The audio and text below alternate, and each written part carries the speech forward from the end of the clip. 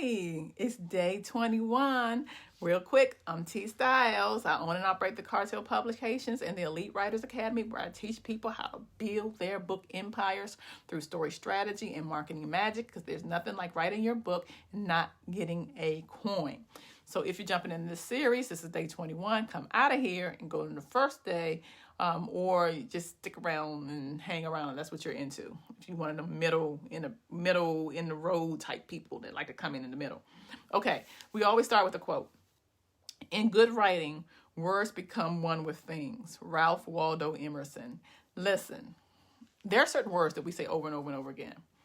I used to say this over and over again. It's kind of embarrassing, but I used to say the word wet hole to describe the female body. I didn't realize how much I said it until my spouse was like, you may want to get another word. This is earlier in my journey. So if you see and read them earlier books, there's a lot of wet hole, because for some reason the vagina used to make me scared and embarrassed.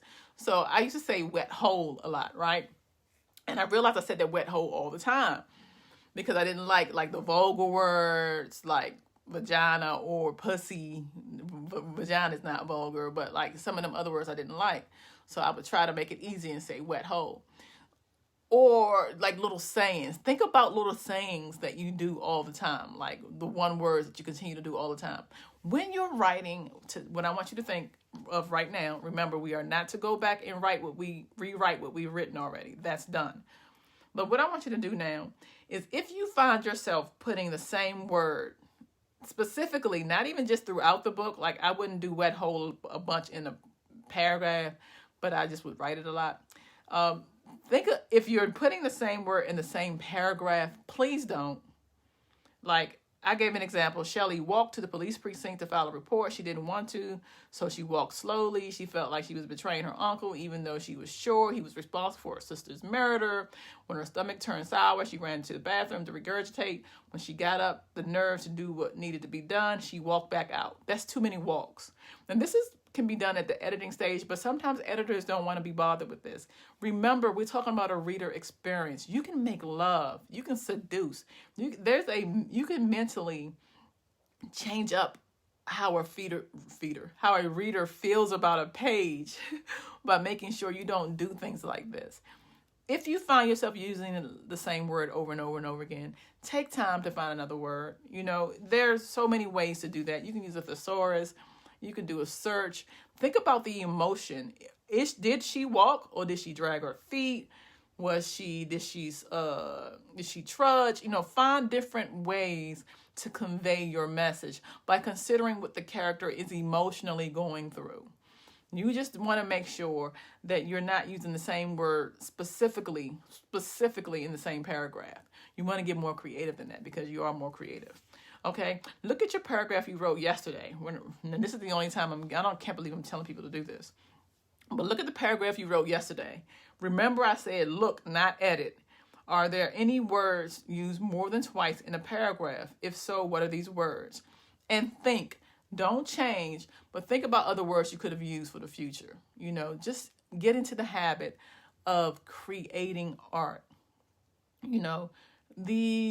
When you're talking about filmmaking, you can show art through, of course, the screenplay, but you can also show how artistic you are through the lens. So think of how you handle your words as a lens, as a lens used to deal with how the reader experiences your story. It is your duty to do this, guys. It is really your duty to do this.